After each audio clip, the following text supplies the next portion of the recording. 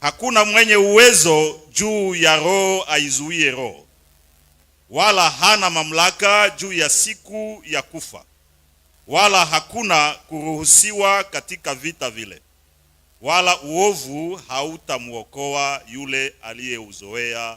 Amen. Vous arrivez là où j'étais en train de vous dire tulifikia pale ambako nilikuwa que nawaambia la vraie ordination des prêtres, kwa ubarikio ya wapadiri ça se passe 3 jours avant et pendant la nuit. inafanyika siku 3 mbele ya ile siku ya sherehe. Allez demander ton papa ou bien ton oncle qui est monsieur l'abbé là-bas. Uliza ndugu yako ambaye anakuwa padiri kule, atakuambia. Va lui demander à quel moment tu es véritablement ordonné. Utaenda kumuuliza wakati gani ulibarikiwa. Donc c'est 3 jours avant et pendant la nuit, le monsieur est déjà ordonné. Ni siku 3 mbele ya sherehe ndio wale wanabarikiwa. Et après maintenant, on va convoquer les gens. Na baada ya pale wanaenda kuita watu. Pendant la journée, vous allez venir danser, boire, etc. Na watu wanafika kucheza na kunwa kwa ajili ya sherehe ile. Et vous croyez que c'est maintenant que le monsieur est en train d'être ordonné? Or non. Na mnazania ya kwamba ni siku ile ule ndugu anapata upadirisho. Et mes amis, écoute. Ndugu zangu sikieni. La valeur d'une personne heshima ya mtu dépend de sa capacité inalingana na jinsi yake de maîtriser ou bien d'avoir la discrétion. Jinsi yake ya kuwa na siri. Tant que tu n'as pas encore le contrôle ou bien la maîtrise de ta bouche, wakati utakuwa bado hujajua kuzuia kinywa chako, tu n'auras jamais la paix. hauwezi kupata wokovu. Tu n'auras jamais la paix. Hautapata wokovu. Mais le jour où tu auras la maîtrise et le contrôle de ta bouche, wakati utaanza kuzuia kinywa chako, le jour où tu auras l'équilibre de ta bouche, wakati utajua kupanga kinywa chako, tu dormiras en paix. utalala kwa amani. Et tu seras en paix. Utaishi kwa amani. Et tu n'auras plus des ennemis dans ta vie. Hautakuwa na adui katika maisha yako. Dis à ton voisin, ambia jirani yako, aie le contrôle de ta bouche. uwe na utaratibu wa kinywa chako. Aie le contrôle de ta bouche. Uwe na utaratibu kwa kinywa chako. Le verbe avoir, aie le contrôle de ta bouche. Uwe na utaratibu kwa kinywa chako. Les chrétiens parlent beaucoup. Wakristo wanasema mingi sana. Mon ami, tu es exactement ce que ta bouche est. Wanazoea sana kusema mingi na vinywa vyao vinakuwa vichafu. Tu es exactement ce que ta bouche est. Unaishi jinsi kinywa chako kiko. Alléluia. Alléluia. Vous voyez ces gens là-bas? Unaona wale watu pale? Il est déjà ordonné, il ne dit rien à son papa, il ne dit rien à sa maman, il ne dit rien à ses frères, rien.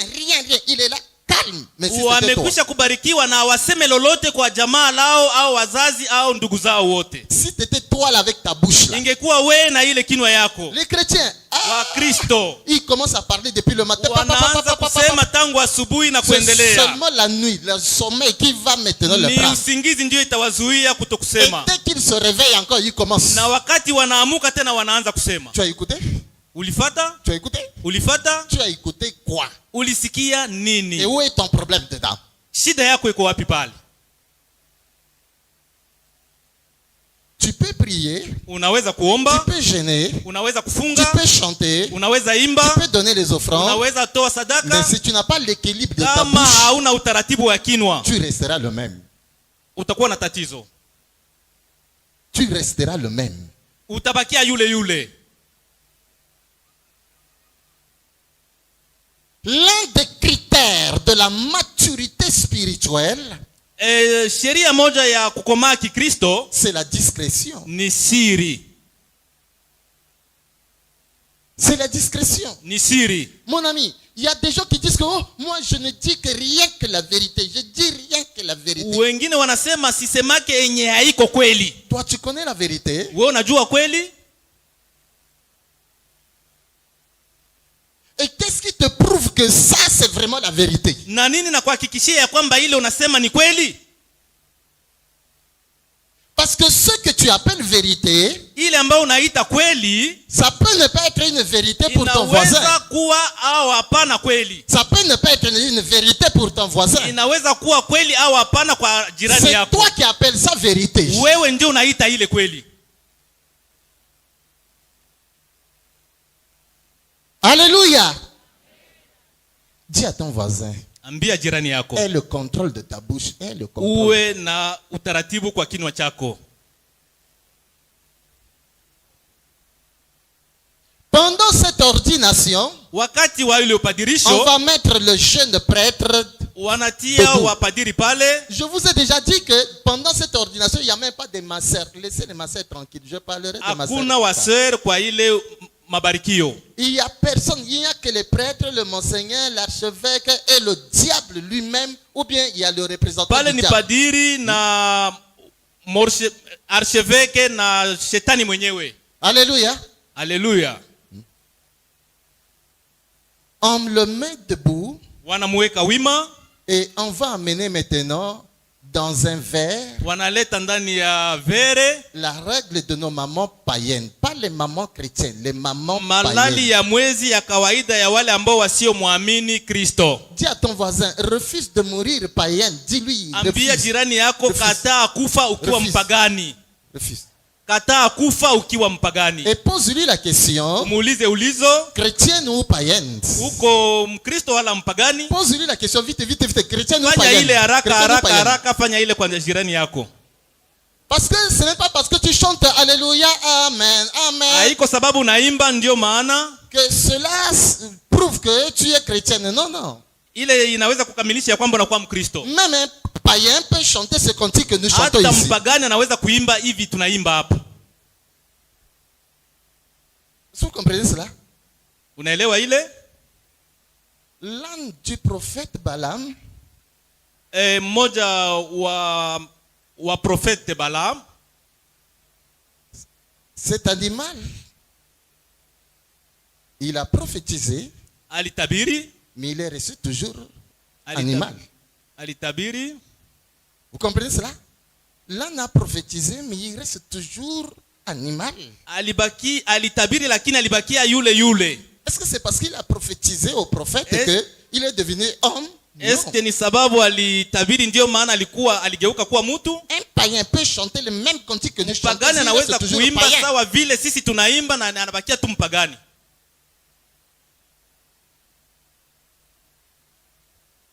Mon ami, il y a deux choses, Kunakuwa vitu viwili. comme tu es là, Jinsi uko pale, qui peut faire de sorte que tu meurs tout de suite.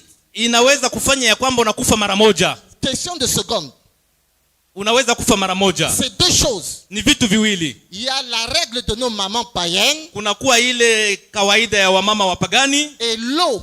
na maji, L'eau que nous buvons, l'eau que nous Maji préparons la ambayo tunakunywa. nourriture, l'eau qu'on se lave avec cette eau-là. ile ambayo tunakunwa na kunawa Hey, miili écoutez, yetu. vous prenez le christianisme comment? Mnakamata Ukristo namna gani? Le christianisme dans Ukristo, lequel on t'a pris, on t'a introduit dedans. hii Ukristo ambao uliingizwa ndani C'est tellement profond et compliqué. ni kitu cha ajabu sana na ambacho huwezi kuelewa. Mon ami, le christianisme va au-delà d'Alléluia, Amen. Inakuwa juu ya haleluya ambao unajua sema. La Bible dit quoi dans 1 Corinthiens Maandiko chapitre 2? nasema Dans 1 Corinthiens chapitre 2, ndani ya kitabu ya Wakorinto ya le kwanza, verset 10. 1 1 Corinthiens chapitre 2, le verset 10. Rapidement. verset 10. 1 Corinthiens chapitre 2, le verset 10. Wakorinto wa kwanza. Ya microphone là-bas. Le micro rapidement. Tunasoma Wakorintho wa kwanza sura 2 mstari wa 10. Tunasoma katika jina la Yesu Kristo. Lakini Mungu ametufunulia siri kwa Roho, maana Roho uchunguza yote, hata mafumbo ya Mungu. Amen. La Bible dit que même l'Esprit Saint de quoi? Même quoi? Même quoi? Maandiko La nasema profondeur de Dieu. Même l'Esprit Saint de la Roho profondeur de Dieu. Mtakatifu anatufunulia hata yale ambayo yanakuwa ndani sana ya Mungu wetu. Ça veut dire que Dieu a des profondeurs. Inamaanisha ya kwamba Mungu anakuwa na mambo ya ndani. Le christianisme a des profondeurs. Ukristo unakuwa na mambo ya ndani. Combien, comme nous sommes là, Ni mara ngapi tunakuwa sont pale? déjà arrivés au niveau de la profondeur de Dieu? Wangapi wamekwisha kufika ndani kabisa ya mambo ya Mungu? Combien sont déjà arrivés au niveau de la Wangapi profondeur wale? de Dieu? Ni wangapi? La majorité sont encore au niveau superficiel. Wa de Dieu. kutosha wanakuwa kwa ngazi ya juu juu tu. Et quand tu veux le prendre au niveau superficiel, Na kama unamkamata kwa ngambo ya pour juu juu, l'amener au niveau profondeur, unamshusha kwa ngambo ya chini comme il kabisa, est bébé, atakuwa sawa il va voir bebe, le diable là. atakutana Il shetani, va voir un démon là. ataona pepo.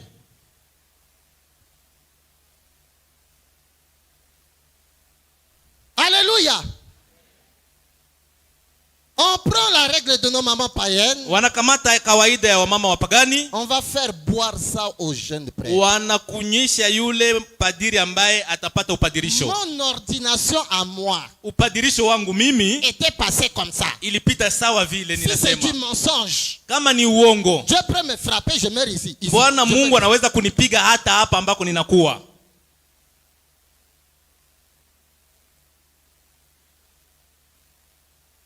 Moi, parfois, je parle, je ne tiens pas compte de quelqu'un. Mara ninasema na sijali mtu. Parce que les gens qui sont très têtus, Wale ambao wanakuwa na kiburi sana ce ne sont pas les païens, ce sont les chrétiens. hawako wapagani, ni Wakristo. Têtu, ce n'est pas de l'insulte, hein, parce que toi, bon, Kuwa na kiburi haiko kutukana. têtu, ça veut dire Kiburi ni kusema que c'est quelqu'un qui refuse d'accepter une vérité, ou bien quelqu'un Ni qui mtu ambaye refuse anakatala d'apprendre kuitika quelque chose kweli. dans la vie. mtu ambaye anakatala kuitika kweli. Quand tu refuses dans la vie d'apprendre quelque chose là, c'est que tu es têtu. Ukikataa mambo katika maisha yako unakuwa na kiburi. Est-ce que vous comprenez cela? Unaelewa ile? Et ce sont les chrétiens. Ils n'aiment pas apprendre dans la vie. Ndio Wakristo wale. Raison pour laquelle nous sommes ce que nous sommes. Ndio maana tuko jinsi tulivyo. Dès qu'il boit seulement un peu, Akisha kunwa tu ile damu il ne va même pas terminer. hata imaliza.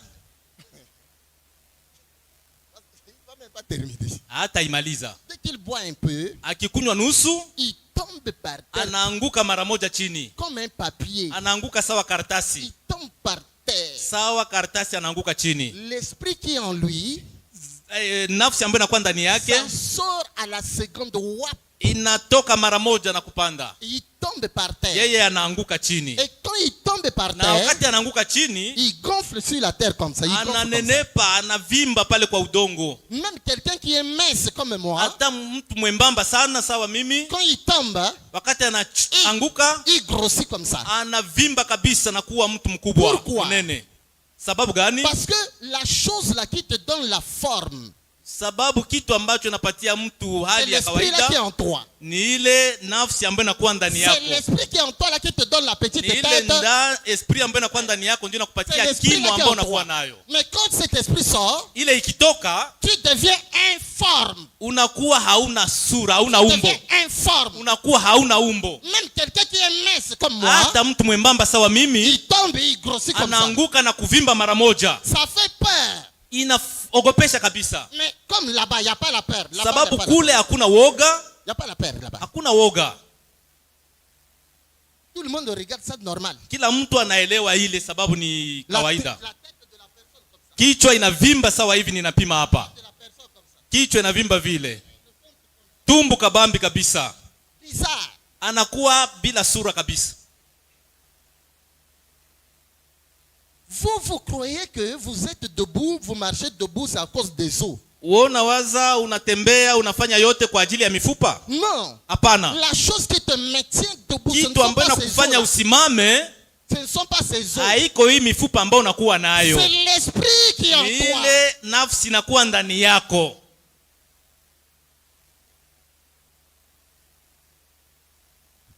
Mon ami, je vous dis, hein, Ninakwambia rafiki, tant que tu as encore une petite séquelle de la peur en kama toi, utakuwa na kitu kidogo ya woga ndani yako, tu n'es pas encore véritablement chrétien. au yakuwa kabisa Mkristo wa kuenea.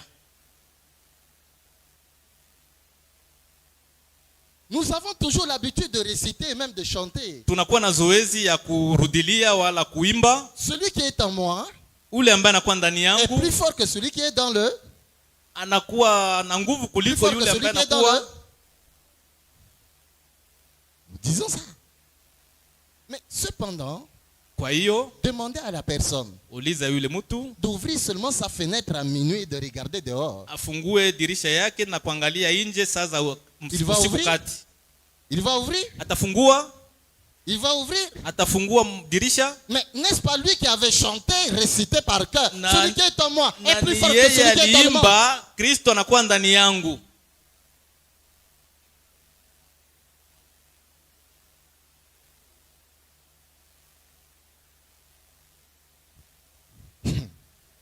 Comme il devient comme ça, Anavimba kabisa, deux prêtres, anakuwa mnene kabisa. ils viennent, ils le tiennent comme ça. Anamshika hivi, L'autre le tient comme ça. mwingine anamshika sawa jinsi mnaona. Parce que de lui-même, il ne peut pas se mettre debout, non. Sababu peke yake hawezi weza kusimama. Il est seulement comme ça. Anaregea kabisa bila nguvu yoyote. On le tient comme ça. Wanamchukua ngambo na ngambo.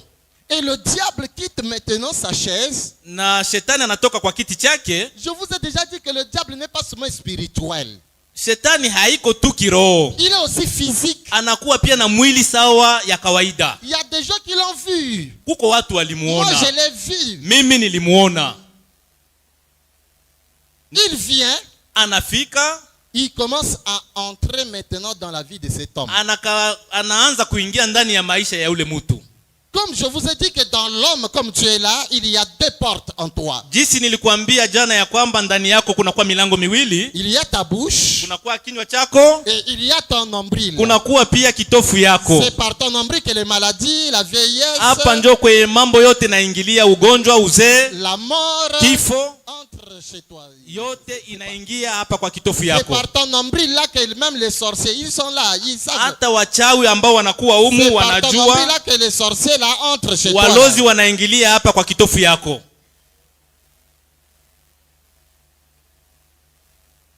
Donc pour que tu vives longtemps sur la terre, Kwa jinsi uishi siku za kutosha chini ya jua, il faut qu'on ferme maintenant cette porte là. inabidi kufunga huu mlango ambao unakuwa kitofu yako. Alors, le diable vient, il entre par la bouche. Shetani anaingia kupitia kinywa chako. Il entre par la bouche. Anaingia kupitia kinywa chako. Ça fait peur. Inaleta woga. Mais là-bas, il n'y a pas la peur. Kule hakuna woga. Yaani kuzimu. Donc la personne va se torturer. Yule mtu atajinyonga nyonga, Il se torture. atajinyonga kabisa na shetani anaendelea kuingia ndani yake. Dès que Na le diable baadaye entre en anaenea lui, kabisa yeye wote. on le laisse. Wanamuacha sasa. On le laisse. Wanamuacha. Et le diable sort, il va, il s'assoit sur sa Shetani chaise. anaondoka tena na kukaa kwa kiti chake. On laisse maintenant le prêtre. Wanaacha mtu vile. Il commence à regarder. Anaanza kuangalia, Il commence à regarder. anaanza Il kuangalia, commence à regarder. anaanza kutizama Et wengine, le diable va lui poser une question. na shetani atamuuliza swali. Comme je viens d'entrer chez toi, Jinsi ninatoka kuingia ndani tu yako, me donneras quoi? utanipatia nini? Cette même question aussi, Jésus-Christ, Yesu vile vile alitoa ile ulizo. il nous pose aussi cette question aussi. Anatuuliza ile ulizo. Comme tu viens de me recevoir, Jinsi unanipokea mimi tu me Kristo, donneras quoi? utanipa nini? C'est alors que les bébés spirituels commencent à dire, Ndio maana wale wachanga kiimani wanaanza kusema, je donne mon esprit. ninapana roho yangu. Quoi encore? Quoi encore? Nini ingine mnapana? Qu'est-ce que vous Ukishatoa donnez roho encore? yako unapana tena nini? Je donne mon esprit, mon âme, quoi encore? Nafsi na roho yangu ninaitoa kwa Kristo, Quoi encore? na akili pia. Je donne mon esprit, je donne mon âme, je donne mon corps. Unapana mwili na roho yote kwa Kristo. Mon ami, quand le diable pose une telle question comme ça, Shetani akiuliza swali kama na ile, il ne s'attend pas à une réponse spirituelle. angoje jibu ya kiroho. Hapendi ya Il kiroho. s'attend à une réponse palpable, physique, quelque chose là qu'on peut toucher. On peut Anangojea voir, jibu on peut ambayo toucher. anaweza kugusa na kuona. Pas l'âme, esprit, corps. Hapana vya kiroho pale, hapana. Comme nous sommes ici là. Sawa Allez, jinsi tuko hapa, Tu dis, oh, je donne mon âme, mon corps, mon esprit à ninapana Dieu. mwili na roho yangu yote kwa Kristo. Ton âme, ton esprit, ton corps va acheter. Eske roho yako na esprit yako itauza mikrofoni ambayo tunasemea ndani? Inaweza kuuza mikrofoni? à ton voisin, garde ton âme, ton esprit, ton corps là pour toi. Uchunge nafsi na roho yako na mwili yako kwako wewe mwenyewe. Dis-lui, garde ça pour toi. Ambia jirani yako vile. On n'en a pas besoin. Roho na mwili uichunge peke yako. Amen, amen. Oh, je donne mon âme, mon corps, mon esprit.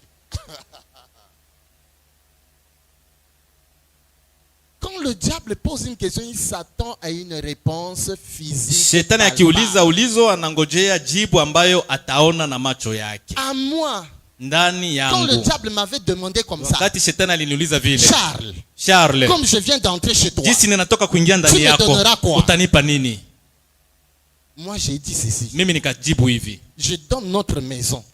Ninakupa nyumba yetu. Notre maison. Nyumba yetu. C'est même pas ma maison, hein. Haiko C'est la yangu. maison de mon papa. Ya baba. Mon papa est dedans. Baba angali Ma ndani. mère est dedans. Mama yuko Mes frères ndani. et sœurs, c'est Ndugu dedans. zangu wote wanakuwa ndani ya ile Une nyumba. maison de 5 chambres et salon. Tuko na vyumba 5 na salon. Mais j'ai pris ça, j'ai donné ça au Lakini diable. ninaipatia shetani. Parce qu'au début, le prêtre ne tue pas. Au début, il ne tue pas. Mwanzo padiri hawezi kuua. Au début, il ne tue pas. Hawezi kuua. Mais ce n'est que vers... C'est un peu plus loin qu'il va tuer. Je vais vous Itakuya dire. polepole na anaanza naye kuua. Au début, il ne tue pas. Hawezi kuua mwanzo. Moi, j'ai donné notre maison. La maison de Mimi mon papa. nilipana nyumba ya baba yangu. 2 semaines plus tard, Juma mbili baadaye, vers 8 heures du matin, saa 8 ya usiku, un feu est sorti d'où on ne sait même pas. moto ilitoka mahali ambako sijue. Le feu a pris la maison. Ikashika nyumba yote. Même pas une aiguille. On n'a même pas pris ça. Hakuna Même une hata aiguille. shindano ambayo ilitoka. Les lits, le Kila quoi, les kitu matelas, les iliharibika, habits, kila tout. kitu, Wow. matela na mambo yote na mavazi. On m'a téléphoné à la paroisse là-bas. Walitelefone. Eh, Père Charlet, la maison est brûlée ici. Baba Charles, nyumba yako inaungua. J'ai pris la voiture. Nikakamata gari. Nikafika. J'ai commencé maintenant à pleurer. Nilianza kulia. Ni machozi ya unafiki. Alors que c'était moi qui ai donné la maison. Na japo hiyo ni mimi nilipana nyumba.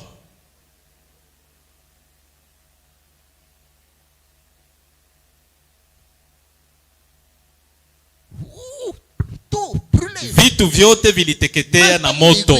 Hata kitu kimoja hakikutoka.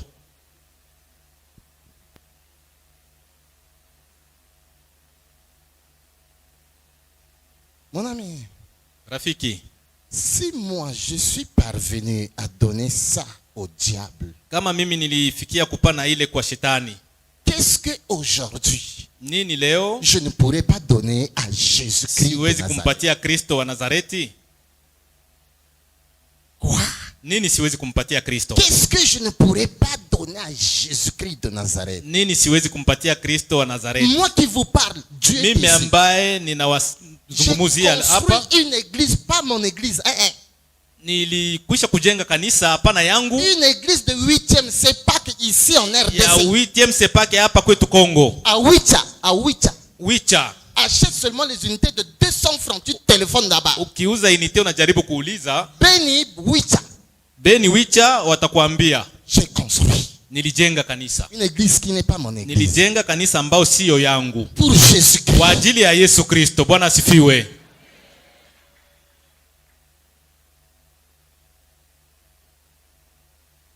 Les habits que j'ai achetés au pasteur, les costumes, je ne parle pas. Mavazi na mambo mengine ambao wanauza kwa ajili yangu siwezi kusema. Une voiture que j'ai achetée à un pasteur, je ne Gari parle ambao pas. niliuzia mchungaji siwezi kusema. Mon ami, Rafiki mpendwa, quand tu connais Dieu, jinsi unakubali tu Kristo, donneras pour Dieu. nini utapatia Mungu wako? Tu donneras. Utampatia nini? Moi, Mimi aujourd'hui en Christ, leo ndani ya Kristo je suis un donneur. ninakuwa mtoaji mkubwa. Je donne à tout le monde. Ninapatia watu wote. Je donne aux païens. Ninapatia wapagani. Je donne aux chrétiens. Ninapatia Wakristo. Je donne aux magiciens. Ninapatia wa magicien. Je donne à tout le monde. Ninapatia watu wote. Quand je te donne, Ninapatia watu wote. je ne te donne pas parce que tu es pasteur, non. Sikupatie sababu nakuwa mchungaji. Mais je te donne, quand je te donne, c'est pas parce que tu es chrétien, non. Sikupatie sababu unakuwa Mkristo, Je hapana. te donne parce que je donne à Dieu. Dans ma tête Ninakupatia ici. sababu ninajua ninampatia Mungu. Dans Bwana ma tête asifiwe. ici, c'est Dieu. Ninapatia Mungu. C'est Dieu. Mungu ndiye C'est ninampatia. Dieu. Ni Mungu ndiye Si ninampatia. j'ai donné une maison au diable, Ningepatia shetani ile nyumba, qu'est-ce que je ne donnerais pas à nini Dieu? siwezi kumpatia Mungu wangu? Celui-là qui m'a sauvé. Ule ndiye aliniokoa. Celui-là. Ule ndiye aliyeniokoa. Bwana Yesu asifiwe. Plusieurs. Wengi Et surtout ici en RDC. zaidi hapa kwetu Kongo, Le donner, c'est encore un problème encore pour kupana plusieurs. inakuwa shida kidogo. Cependant, Kwa hiyo chanter 20 sur 20, prier 18 sur 20, unaweza kuimba 100 juu ya 100 wala zaidi na zaidi, mais donner 3 sur 20. lakini unapana kidogo sana juu ya 20, 3 juu ya 20.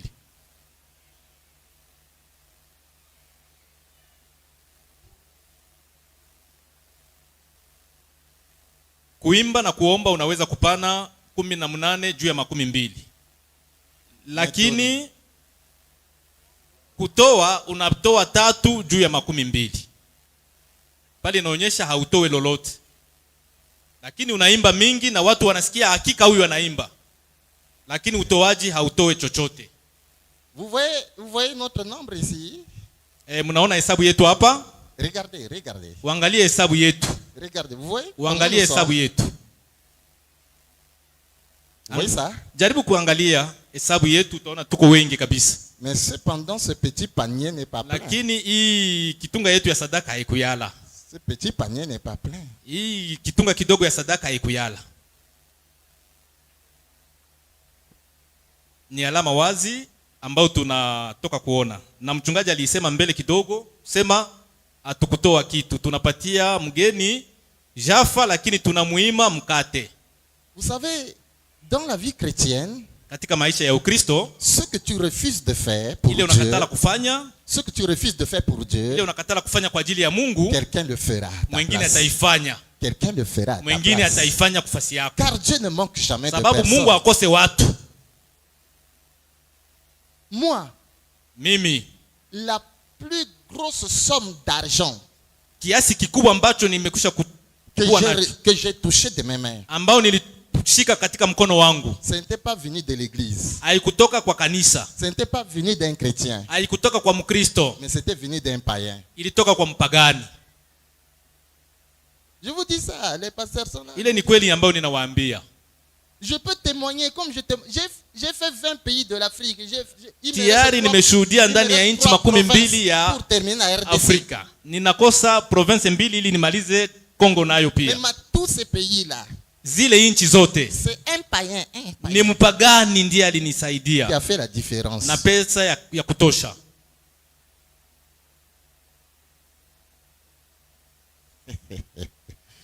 Ni mpagani. C'est une grande leçon, hein? Ile ni somo kubwa. Mpagani anatoa kiasi kikubwa kuliko wa Kristo. Une maison, j'ai donné au diable. Nyumba ambayo nilimpatia shetani. Après cela, Baada ya le hiyo, diable va donner 3 choses maintenant aux jeunes prêtres. shetani atapatia yule padiri ambaye anabarikiwa vitu vitatu. On va lui donner ce qu'on appelle la boule cristal. Watampatia Boule cristal, boule cristal. la poule C'est- cristal. C'est quelque chose qui est petit. Voilà, c'est à peu près comme ça. C'est à peu Ni près. kitu kidogo kabisa sawa hii jet de lumière ambayo inakuwa hapa. C'est à peu près que ce truc ici. Oui, ni karibu sawa na hii jet de lumière ambayo inakuwa hapa. Mais il y a le dessin. Quand vous regardez, c'est comme le dessin de globe terrestre. Kuna kuwa sawa Kama vile globe picha ya terrestre. dunia. Kiviringo sawa picha ya dunia. Si vous allez dans le bureau du monsieur l'abbé, du prêtre, vous allez voir ça sur son bureau. Mkienda ndani ya vyumba vya wapadiri mtaona ile mambo. Mais parfois, vous pouvez vous dire que bon, c'est peut-être un globe terrestre. Vous pouvez Unaweza voir comme ça. kuwaza ni globe ambayo tunaonyesha watoto. Et si vous entrez aussi dans les boutiques, les magasins des magiciens, vous pouvez aussi voir ça. Ukiingia ndani ya zile nyumba za wale ambao wanagusa madawa utaona mambo kama na yale. Ça se trouve dans leur boutique. Inapatikana ndani ya magazin za kwao na mambo mengine C'est yao. petit comme ça, comme un Ni globe kidogo terrestre. kabisa sawa bule ya globe terrestre. Ce truc-là, Ile kitu quand c'est la nuit, ikiwa usiku et qu'on met ça ici, wakiitia hapa, ça va éclairer cette église. itaangazia hii kanisa yote. Les lumières là, c'est rien. Mwangaza itakuwa mahali pote. Ça va éclairer cette église. Itaangaza kwa kanisa lote nzima. Même si c'est une aiguille qui est tombée, tu vas voir, tu vas Hata prendre. kama ni shindano inaanguka, utapata kuiokota. Mais quand un enfant de Dieu Lakini mtoto wa Mungu qui craint Dieu mwenye anaogopa Mungu entre dans la maison, akiingia ndani ya nyumba, ça s'éteint. La boucle, ça s'éteint de lui-même. anazimisha mara moja na utukufu wa Kristo. Ça s'éteint de lui-même. Inazimika yo peke. Bwana Yesu asifiwe. Et même si vous pouvez faire 3 heures du temps, 4 heures du temps dans la maison, Ukifanya saa 2, saa 3, 4 ndani ya nyumba, ça ne va pas s'allumer. haitawaka tena. Et le prêtre sait. Na wapadiri wanajua Et ile. le magicien sait que Watu toi, wa madawa wa magicien wanajua ile. tu es vraiment un enfant de Dieu. Wanapaswa kujua ya kwamba wewe ni mtoto wa Kristo. Mon ami, toi tu ne te connais pas. Wewe haujijue. Mais parfois les gens qui te connaissent, ce sont les sorciers, les magiciens qui te connaissent. Wanaokujua ni wachawi na waluzi. Toi-même tu ne te connais pas. Wewe peke yako haujijue. Mais ce sont les magiciens, les sorciers qui te connaissent. Lakini watu wa madawa na wachawi ndio wanakujua. J'étais dans le bus Nilikuwa ndani ya bus de Tanzanie pour aller à Mozambique. toka Tanzania kuingia Mozambike. Mais on arrive à Malawi. Tunafika Malawi, Le monsieur qui m'a reçu à mtu ambaye Malawi, alinipokea Malawi il m'a amené chez lui à la maison. akanibeba kwake kunyumba. Parce que je devrais passer la nuit là. Nilipashwa kulala kwake.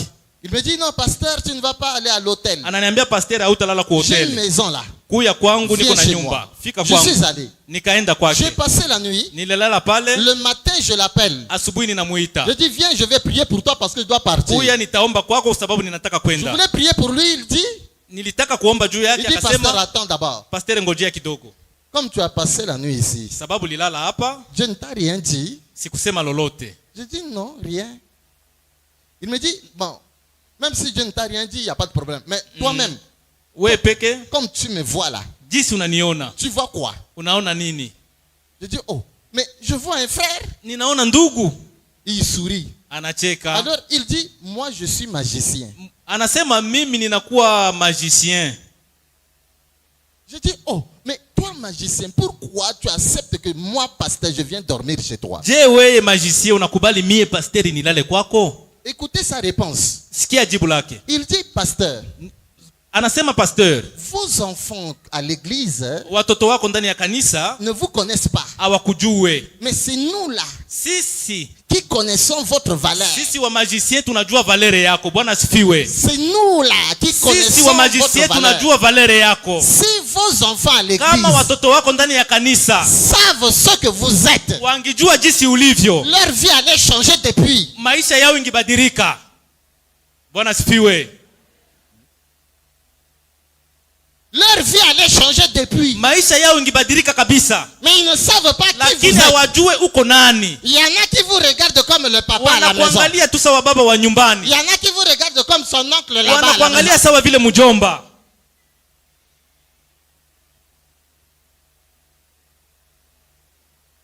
Vous voyez cela? Unaona ile? Mon ami, Rafiki, tu n'es pas n'importe qui en Christ. wewe haukuzaliwa. Tu n'es pas n'importe qui en Christ. Wewe si mtu wa kawaida ndani ya Kristo. Tu es Dieu. Unakuwa miungu. Mungu mdogo. Tu es Dieu. Unakuwa Mungu mdogo. Celui qui est né de Dieu est Dieu. Yule aliyezaliwa na Mungu ni Mungu. Ça, les chrétiens ne vont pas dire amen à ça. Wakristo hawezi kusema amena kwa ile. Mais si tu dis que il a un démon, il va dire amen. Ukimwambia anakuwa na pepo anasema amena. Tu n'es pas n'importe qui. Hauko wa kawaida ndani Tu ya es Kristo. Dieu. Unakuwa Mungu mdogo. Tu es né de Dieu. Tu es Ulizaliwa na Dieu. Mungu, unakuwa Mungu. Ce qui fait que Dieu est Dieu là. Mwenye alifanyika na Mungu anakuwa Mungu. Tu as déjà ça en toi.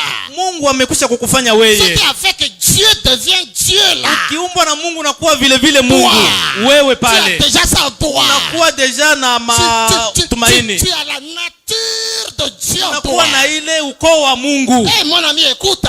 Sikia ndugu mpendwa. Dieu, Mungu wetu. Dieu, Mungu wetu tu le transportes. anakubeba. Quand tu marches là, Ukitembea tu transportes Dieu en unabeba toi. Mungu ndani yako. Bwana Tu asifiwe. transportes Dieu. Unambeba Mungu ndani yako. Bwana Yesu asifiwe. On ne saura jamais que Dieu est Dieu sans moi. Hawawezi kujua kama Mungu ni Mungu pasipo wewe. On ne saura jamais Hawawezi kuelewa kama Mungu ni Dieu Mungu pasipo est wewe. Dieu sans toi. Mungu ni Mungu sababu yako. Haleluya. Le monsieur le maire actuel de Brazzaville. Meya wa mji wa Brazzaville. Le monsieur le maire actuel. Meya wa mji wa Il m'a Brazzaville reçu dans son bureau. alinipokea ndani ya biro ya kwake. J'ai ouvert ma Bible. Nilifungua Biblia ya kwangu. Je l'ai prêché. Nilimhubiri. Quand j'ai terminé, Wakati nilipomaliza, il a dit, pasteur, akaniambia pasteur, tu as fini? unamaliza? J'ai dit oui. Ninasema ndiyo. Il a dit, je suis désolé. Ninakwazika kabisa. Tout ce que tu viens de dire Mambo ici, yote unatoka kusema hapa. beaucoup de pasteurs me l'ont déjà dit. Wachungaji wengi wamekwisha kuniambia hayo. Quand j'ai entendu que toi tu dois venir là, Wakati nilisikia ya kwamba wewe utafika, je me suis dit que voilà, nikajiambia asante. tu vas venir me dire quelque chose que je n'ai jamais Utaniambia mambo entendu. mengine ambayo sijawahi kusikia. Tu viendras me dire quelque chose que je n'ai jamais Mambo entendu. ambayo sijawahi kusikia. Mais voilà que tu viens, tu dis encore Lakini na la même wewe chose. unarudilia ile ile. Oh, je suis désolé. Ninashangaa kabisa. J'ai dit oui, monsieur le maire. Nikasema ndiyo mama Vous wa avez mji. raison. Unakuwa na sheria. Vous avez raison Unakuwa na sheria d'être déçu. ya kuregea kabisa. Je l'ai regardé, j'ai dit, donnez-moi votre stylo là. Nilimwangalia nikamuomba bike yake. Son stylo qui était entre ses mains. Ilikuwa ndani ya mkono wa meya. Quand il m'a donné le stylo, Wakati alinipa bike, j'ai regardé le stylo, niliangalia bike, je lui ai donné le stylo. nilimrudishia bike. Quand il a pris le stylo, Wakati alichukua bike, il est sauté sur sa chaise, il est tombé par terre. aliruka kwa kiti chake na akaanguka mara moja. Il reste par terre, je lui ai posé la question, monsieur le maire, vous voulez encore quelque chose? Wakati alikuwa chini nikamuuliza, meya wa mji, unataka tena ingine kitu? Il dit non, non, ça va, pasteur. Anasema hii inatosha.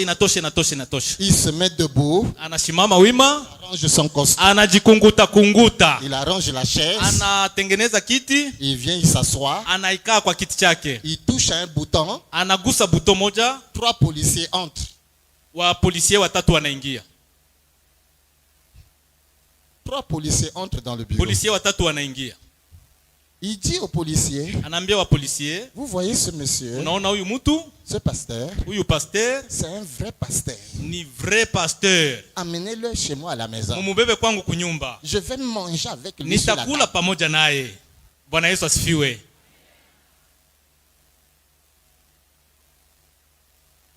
Mon ami, Mpendwa, tu n'es pas n'importe qui. hauko mtu wa kawaida. Pourquoi tu te comportes comme n'importe qui Kwa alors que tu n'es pas nini n'importe unajikamata qui? sawa mtu wa kawaida na hauko mtu wa kawaida? Un chrétien Wewe Mkristo qui a Dieu en lui, unakuwa na Mungu ndani qui yako, transporte Dieu. unamubeba Mungu ndani yako. Mon ami, si Dieu t'ouvre les yeux pour voir ce que Mungu akikufungua macho uone jinsi unambeba, ta présence fait jinsi kuwa ya Mungu ndani yako inafanya dans le monde spirituel. kiroho. Il y a des fois où tu passes comme ça, les démons fuient seulement, les démons. Mara fuient, unapita démons. mashetani na mapepo na kimbia. Mais comme toi tu ne vois pas ces choses-là, Sababu wewe uione, tu es seulement là, tu dis oh unawaza je suis uko wa rien. kawaida. Oh je suis rien. Unawaza uko wa kawaida. Tu choisis un démon ici, Unakimbiza mapepo à l'église. hapa kanisani, Il va là-bas dans le marché. anaenda kwa soko. Tu quittes ici à l'église. Unatoka kwa kanisa, Tu arrives au marché là-bas. unapita kwa soko, Il te voit, il dit, hey, c'est lui qui m'a chassé la pepo itakimbia mara moja sababu ulimkimbiza kanisani. Bwana Yesu asifiwe. Il vient chercher quoi encore ici? Anakuya tena huku ambako ninakuwa. Fuis encore. Ataenda na kimbia kabisa. Bwana Yesu asifiwe. Pepo itakimbia.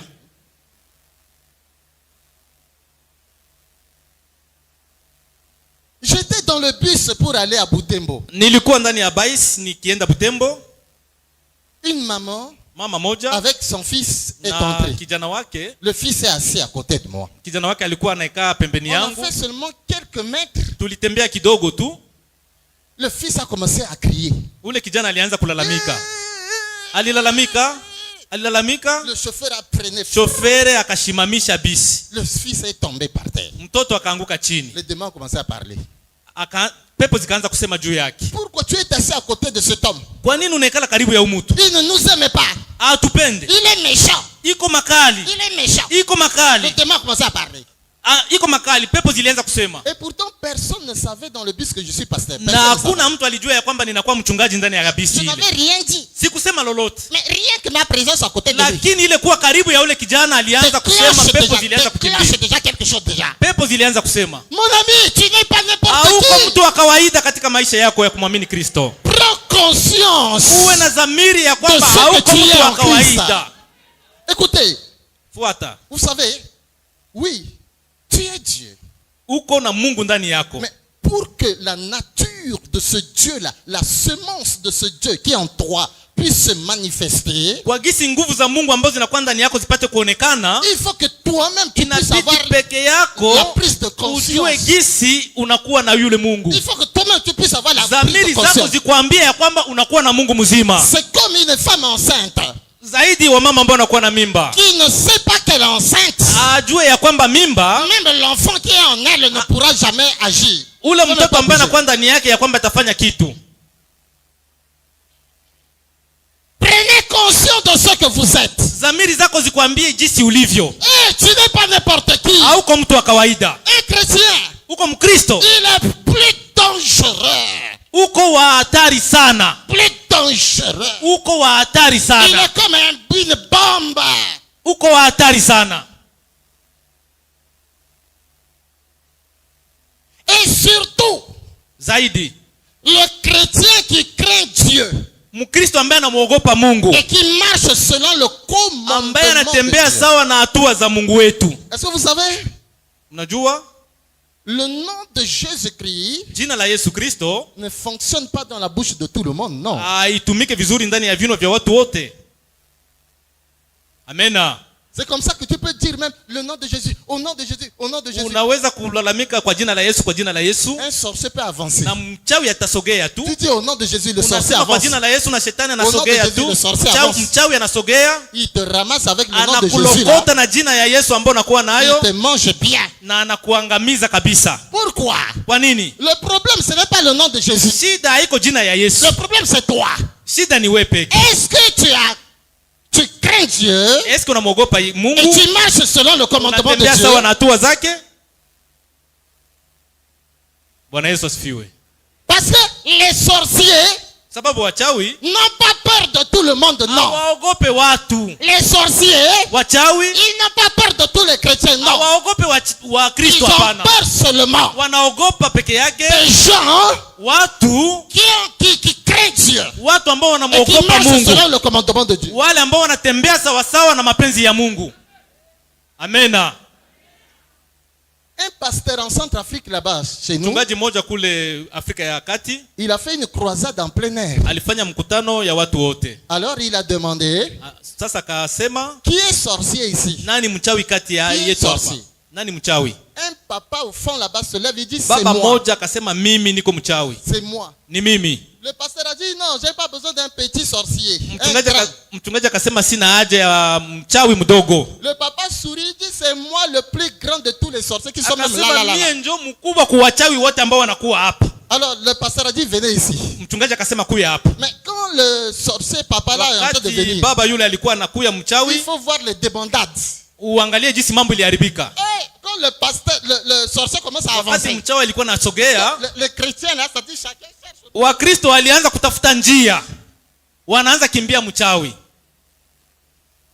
Bwana Yesu aturumie. Les gens qui ont chanté Alléluia, amen. Wale ambao walikuwa naimba na kuabudu wanaanza kimbia mchawi. Quand le papa sorcier commence à avancer là, donc, chacun Ule mchawi alianza kusogea, walianza kimbia kabisa, wote wanatafuta njia. Bwana Yesu aturumie sana. Ah, les chrétiens. Alors le papa monte sur l'estrade. Yule baba akasogea huko Le mbele. pasteur lui pose la question. Mchungaji akamuuliza Vous les ulizo. sorciers là. Wewe mchawi, Dites-nous la vérité. tuambie kweli. Vous avez peur de quel type de personne? Mnaogopa watu wa aina gani?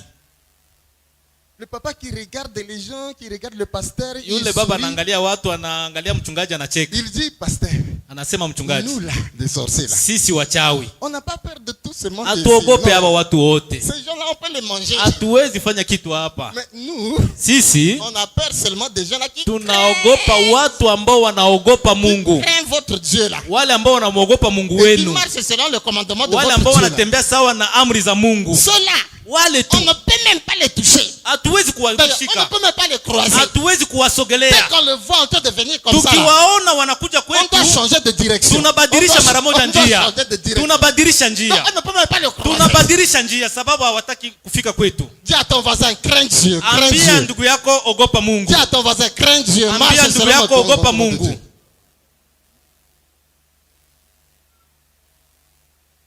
Alléluia. Donc, la boule cristal, ça va allumer la maison.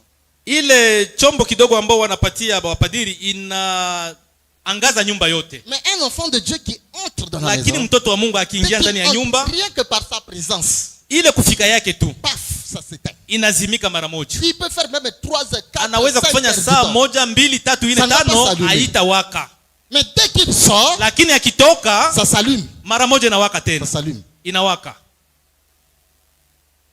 Et la boule cristal, Ile chombo ambao wanapewa, son rôle c'est quoi? kazi yake ni nini? Ça permet aux prêtres Inasaidia wale wapadiri de déterminer dans la vie d'une personne kuamua kwa ajili ya maisha ya mtu ce qu'on appelle la richesse brute dans la vie d'une personne. ile ambayo inaita utajiri wa mtu, utajiri wa kuzaliwa kwa mtu. La richesse brute. Oui, richesse brute ni ile utajiri ambao ulizaliwa nayo. La richesse brute dans une personne. Donc nyota ya mtu ni kwa usemi mwingine, nyota ya mtu. Chacun de nous est venu ici sur la terre. Kila mtu alikuja hapa chini ya jua. Je ne suis pas en train de parler de l'étoile, non. Siseme juu ya nyota, hapana. Mais je suis en train de parler de la richesse brute. Utajiri wa kila mtu. Donc, chacun de nous tous est venu ici sur la terre Kila mtu alizaliwa hapa chini ya jua avec la richesse brute. na ule utajiri wake wa kuzaliwa. Donc, en réalité, Kwa kweli, il ne devrait jamais avoir de différence entre nous. hakungi kuwa utafauti kati yetu. Il ne devrait pas avoir de riches et de pauvres, non. Hakungi kuwa watajiri na wamaskini, hapana. Parce que vous regardez les gens qui viennent à la maternité. Sababu mnaona wale ambao wanaenda kwa Il maternite, n'y a personne qui vient avec une valise d'habits, une valise de hakuna l'argent. anayezaliwa na vazi ama mavazi ya kutosha. Tout le monde vient nu. Kila mtu anakuja sawa na mwingine uchi, N'est-ce pas ça? sivyo? Alors, ce n'est qu'après Ni baadaye sasa que chacun des enfants qui kila viennent de mtu naître sasa, kwa wale watu ambao va walizaliwa, choisir lui-même sa destinée. atachagua njia ambayo ataiendea. Parce que le dénominateur commun Mambo ambayo sote tunachangia entre le riche et le pauvre, kati ya wapagani na watajiri, c'est que le riche, watajiri, il a 2 yeux. Le riche, il a 2 yeux. tajiri ana macho mawili, Et il a aussi les 2 oreilles. ana masikio mawili pia. Tout comme le pauvre aussi a 2 yeux. Sawa sawa na maskini ana Et 2 macho oreilles. mbili na masikio mbili. Vous voyez ça? C'est Unaona ile? ça le dénominateur commun des Ile riches et le pauvre. sote tunachangia ile, watajiri na wamaskini. C'est-à-dire, je donne un exemple. Ninawapa mfano moja. Vous voyez, Mnaona l'habit là, ça quelle couleur? nguo ina rangi gani? Noir, non? Nyeusi, n'est-ce pas? Quand vous placez le riche et le pauvre ici, Ukikuta tajiri na maskini pale, vous leur demandez, unawauliza ça quelle couleur? ina rangi gani hii nguo? Ils ont tous les 2 yeux. Wana macho mawili wote wawili. Mais vous serez étonné de voir que le riche peut dire que ça c'est le noir alors que le pauvre va dire que non, ce n'est pas le noir. Et pourtant, ils ont les deux yeux. Wote wawili, mmoja atasema hii inakuwa noire na mwingine atasema haiko noire, haiko mweusi. Na wote wanakuwa na macho mawili. Vous comprenez cela? Unaelewa ile? C'est-à-dire que finalement, il y a un principe qui dit que tu deviens ce que tu as l'habitude de voir. Kuna kuwa kawaida ambayo nasema Tu deviens ce que tu as l'habitude de voir. unakuwa na zoezi ya kuona. C'est-à-dire, Unakuwa na vitu ambavyo unazoea kuona. tu seras le fruit de ta perception. Utakuwa na matokeo ya ile ambayo unaona. Alors, la richesse brute là, Ile utajiri ya kuzaliwa par cette boule cristal, kwa ile chombo ambao inatolewa, la personne, le prêtre peut voir ça en toi. padiri anaweza kuona ile utajiri yako ndani yako. Mais le plus souvent, cette richesse brute, ça peut aussi se perdre par toi-même. Ile utajiri inaweza kupotea kupitia wewe mwenyewe. C'est-à-dire que quand tu vas chez les féticheurs, tu Ukienda prends kwa quelque waganga, chose là-bas, on te donne des choses, la wanakupatia- richesse brute disparaît. Wanakupatia mambo yao, sasa ile utajiri ya kuzaliwa inapotea. Le fait de toucher, manger des choses Unagusagusa vitu na kukula les féticheurs, vitu. les marabouts et tout ça, Unatafuta wachawi na waganga, tu entres dans les maisons des féticheurs et unaingia tout ça, ndani ya nyumba ya wafumu, la richesse brute que tu es venu avec ile utajiri ambao unakuwa nayo disparaît aussi. inaweza kupotea. Alors, il y a des gens qui conservent cette richesse brute-là. Kunakuwa wale ambao wanachunga ile utajiri ya C'est-à-dire kuzaliwa. que lui, depuis qu'il est né, Wakati alizaliwa sa tête n'a jamais entré dans la maison des féticheurs. Zéro. hajawahi kuingia ndani ya nyumba ya wale watu wa madawa, Il n'a wafumu. jamais touché, il n'a jamais pris quelque chose entre les mains d'un marabout. Zéro. Hajawahi kugusa kitu cha mfumu. Vous voyez ça? C'est-à-dire, on appelle de telles personnes des personnes pures. Ils sont purs. Wale wanakuwa watakatifu. Ils sont purs. Wanakuwa Il watakatifu. n'a jamais touché au fétiche, il n'a jamais entré Hayagusa dans mambo une ya maison de féticheurs. pembeni Rien, ya comme ya ça. uchawi na mambo mengine. Alors, ce sont ces gens-là Ni wale watu qui ont cette richesse brute hein, wanakuwa na ile utajiri yao ya que kuzaliwa. la boule cristal va détecter. Ile chombo itagundua. Et tout comme si tu n'as pas aussi la richesse brute aussi, ça va aussi détecter. Na ikiwa hauna ile utajiri ya kuzaliwa, ile chombo itagundua. Pour détecter ça, le prêtre fait comment? Kwa kugundua ile, padiri anafanya nini? Ça se passe beaucoup avec nos mamans, les sœurs et tout ça. Inafanyika zaidi na wamama yetu na wadada pia. Parce que le prêtre ne couche pas avec n'importe quelle femme. Non, Hawazoe kufanya ukahaba na haizuru binti gani. non, jamais. Hapana. Moi, à l'époque là, j'étais tellement jeune, un jeune prêtre, très courageux. À l'époque là. Mimi nilikuwa ningali kijana kabisa na nilikuwa wa hatari. Donc, le prêtre ne couche pas avec n'importe, même si tu es belle. Hata kama unakuwa mzuri sana, Mais si tu n'as pas hawezi kuchangia kitanda na wewe. la richesse brute, Kama hauna ile utajiri ya kuzaliwa, il ne hawezi va pas kuhangaikia. s'intéresser à toi. Hawezi hangaika na wewe, hata Donc, unakuwa kiana. Il prend seulement ton nom, Anakamata jina yako, il écrit sur un papier. anaandika kwa karatasi fulani. Il a besoin de connaître d'abord ton nom. Anapenda ajue kwanza jina yako. Alors, il écrit sur le papier, Anaandika kwa karatasi fulani, par exemple, Yvette sawa vile Yvette, ou bien Georgine. Georgine, Il écrit sur le papier. anaandika kwa karatasi. Alors, il prend maintenant la boule cristal Anakamata ile chombo yake boule cristal entre sa main droite. kwa mkono wake wa kuume. Et il prend maintenant le papier avec ton nom entre ses mains gauches. Anakamata ile karatasi ambayo inakuwa kwa jina yako kwa mkono wa kushoto. Quand il va citer maintenant ton nom, Wakati anataja jina lako Yvette, Yvette, dès qu'il dit Yvette, wakati anasema Yvette, la boule cristal va vibrer. ile chombo itaanza kutumika, kutikisika kabisa, Ça va vibrer. itatikisa kabisa. Alors le prêtre sait déjà que toi, depuis que tu es né là, tu n'as jamais touché au fétiche. Padiri tu n'as jamais ataelewa empêché le mara moja, marabout. Tu es vraiment haujawahi pur. kugusa Tu es vraiment madawa pur. wala kitu fulani. Tu as la richesse brute en toi. Ungali mtakatifu au yakuwa na mambo ambayo ulipoteza ndani yako. Et à partir de là, il commence à s'intéresser maintenant à Na toi. kupitia ile anaanza sasa Il commence kukusogelea à zaidi. s'intéresser à toi. Anajisogeza zaidi Il commence kwako. à parler avec toi. Anaanza Il kukuzungumuza. commence à te donner des cadeaux. Anaanza kupatia mambo Et mbalimbali. comme toi, tu ne sais même pas, Na wewe auelewe tu vas lolote, dire, oh, le prêtre est gentil. utasema huyu padiri anakuwa Il mwema. m'aime beaucoup. Ananipenda kabisa. Oh non! Hakupende. Il est en train de viser quelque chose. Anavizia ile utajiri wa kuzaliwa. Mais quand il cite ton nom, Wakati anataja jina lako, Yvette, Yvette, ça ne vibre pas. haivibre. Il dit quoi? Yvette. Anasema tena Yvette, Ça ne vibre pas. hii chombo haitikise Oh, kabisa. toi là, tu es vide. Anasema wewe hauna kitu, Tu n'as toka. rien. Hauna amo kitu. Et il va, même si tu es belle comme il ne va Hata pas kama s'intéresser unakuwa à toi. na ujana gani, anapashwa kudharau.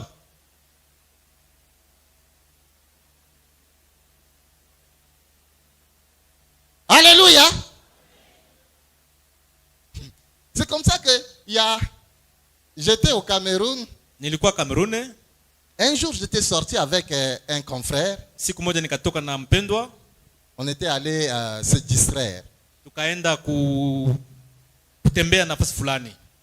Et en rentrant Kwa dans la kurudi- voiture, wakati tulirudi na gari, on a vu maintenant 2 filles tukaona binti wawili très belles wazuri kabisa, qui étaient à côté de la route, qui walikuwa pembeni ya barabara, attendaient prendre le bus. walikuwa wanangojea bisi. Et comme c'était moi qui étais au volant, Sababu mimi ndio nilikuwa ninaongoza, le confrère a dit, Charles, arrête-toi ici. mpendwa akasema shimama hapa. J'ai dit quoi? Kuko Il nini? dit, ah, tu n'as pas vu ces dames-là? Aone wale wadada wazuri, J'ai dit, ah, mais tu fais quoi ici? unataka nini hapa? Allons seulement. Elle dit, non, Twende. arrête. Anasema shimama. Je me suis arrêté. Nikashimamisha gari, Il a appelé les dames. akaita wale wadada, Il leur a posé la question. akawauliza Vous swali, habitez où? mnaenda wapi? Et puis les sœurs ont dit, non, nous habitons de ce côté ici. C'est-à-dire dans la même direction que nous. Wakasema tunaishi pale kwa njia ile ambayo mnaiendea. Et le confrère a dit, est-ce qu'on peut vous aider? Ule mpendwa akasema tunaweza kuwasaidia, Elles ont accepté. tunaweza kuwasaidia. Elles ont accepté. Et puis, Wakakubali, elles sont montées maintenant dans la wakaingia voiture. ndani ya gari. Dans la voiture, Ndani ya gari mon confrère a demandé leur nom. yule Tu t'appelles mpendwa comment? akauliza jina zao, Il a cité son nom. Wakataja Elles majina. ont cité leur nom. wakataja majina, Alors, on a retenu le nom là.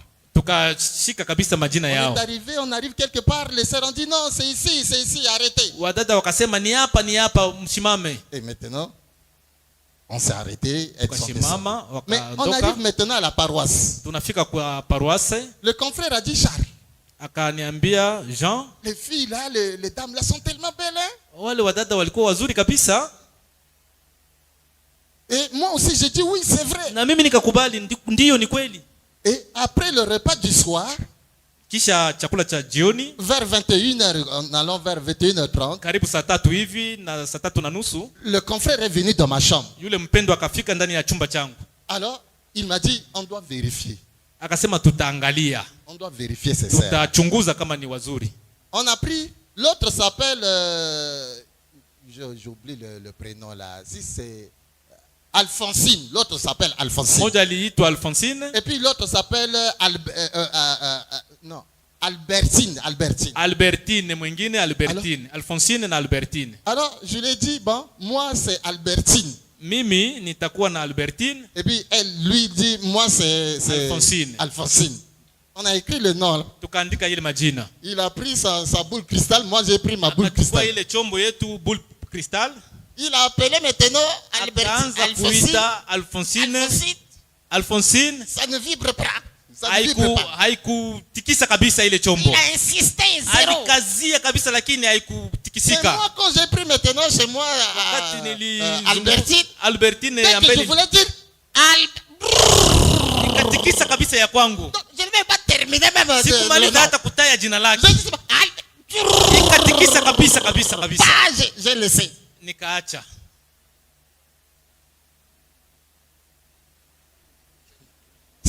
Bwana Yesu asifiwe. Alléluia.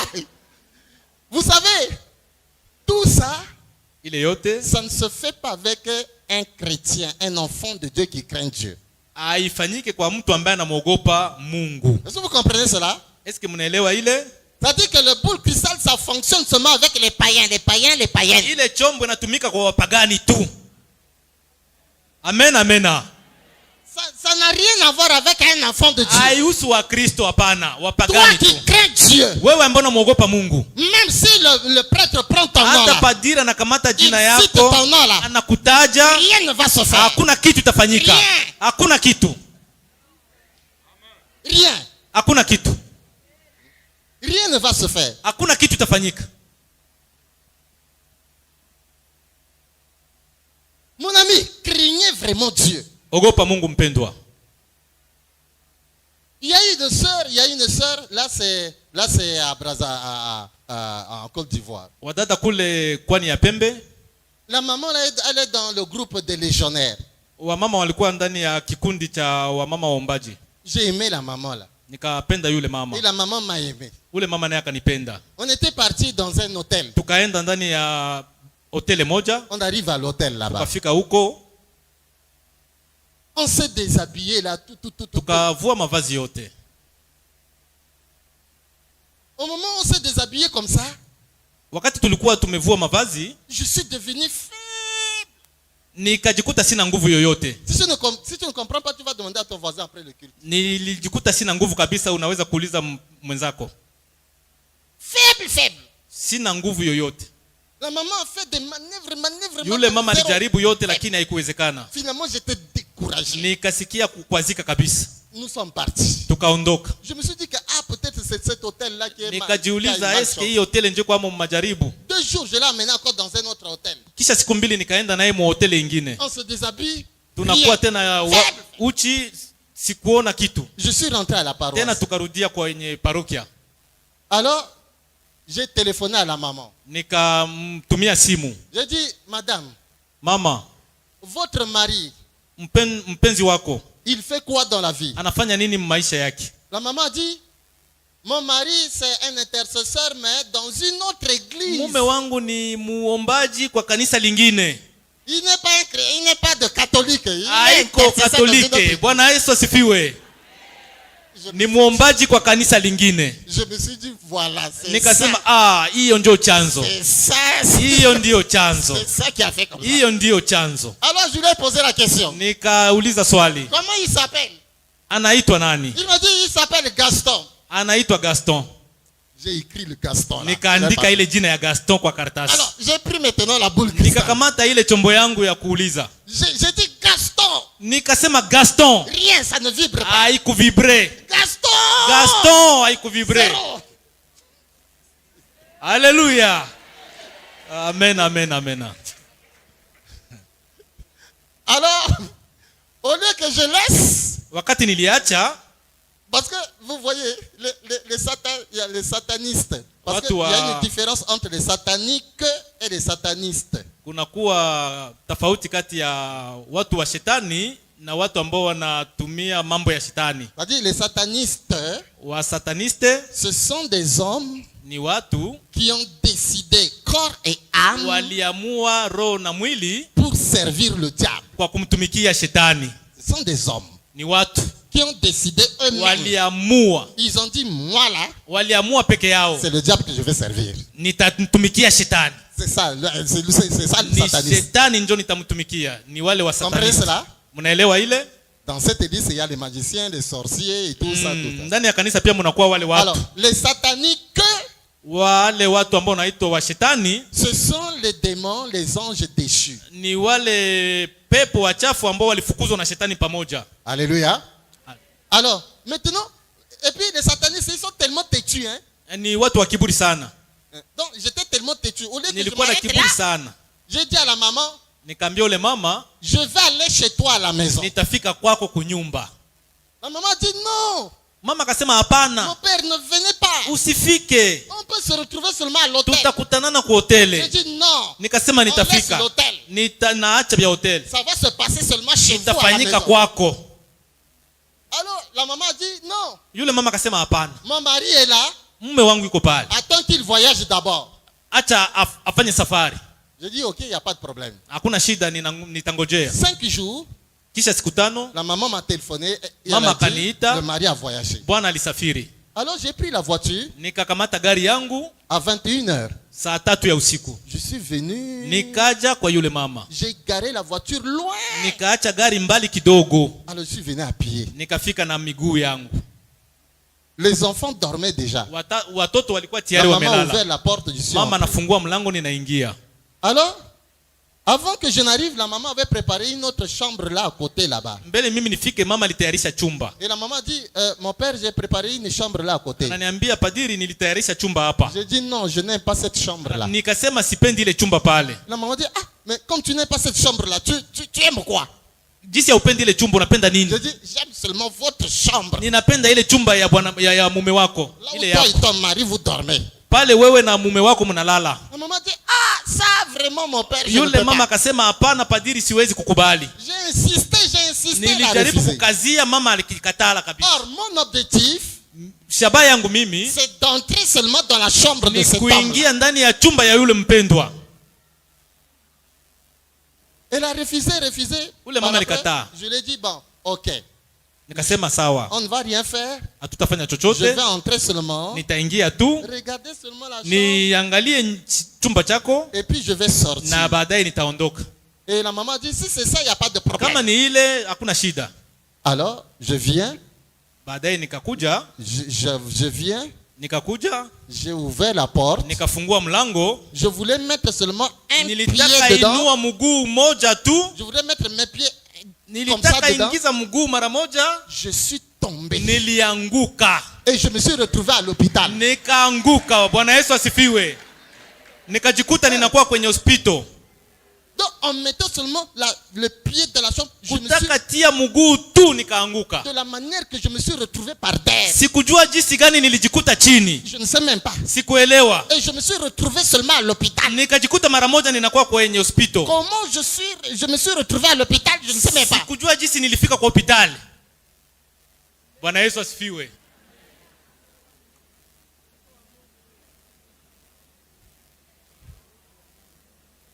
Mon ami, Rafiki, ta prière maombi yako peut sauver ton épouse. inaweza okoa mke wako. Ta prière Maombi yako peut sauver ton mari. inaweza okoa mume wako. Ta prière. Maombi yako. Haleluya. C'est la prière de cet homme, de son mari, Maombi ya yule baba ndio ilinifanya qui hivi. a sauvé pas seulement la femme, mais elle a sa maison. Iliokoa mke wake na nyumba yote nzima. Haleluya. Vous les enfants de Dieu, vous Nyinyi négligez watoto la wa prière. Mungu. Pourquoi? Munakataa maombi kwa nini?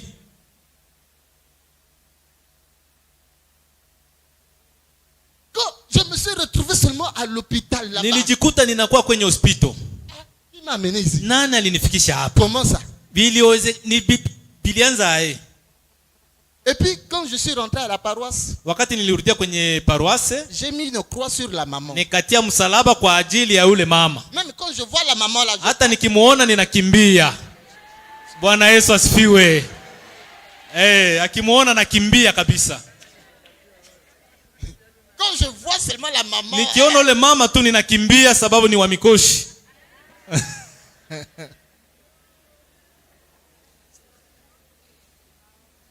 ta prière peut Maombi sauver yako ton mari. inaweza kuokoa mume wako. Ta prière peut sauver ta femme. Maombi yako inaweza kuokoa mke Ta wako. prière peut sauver ta maison. Maombi yako inaweza kuokoa nyumba Prière. yako. Omba Mungu. Prière. Omba Mungu. Prière. Omba Mungu. Prière. Omba Mungu.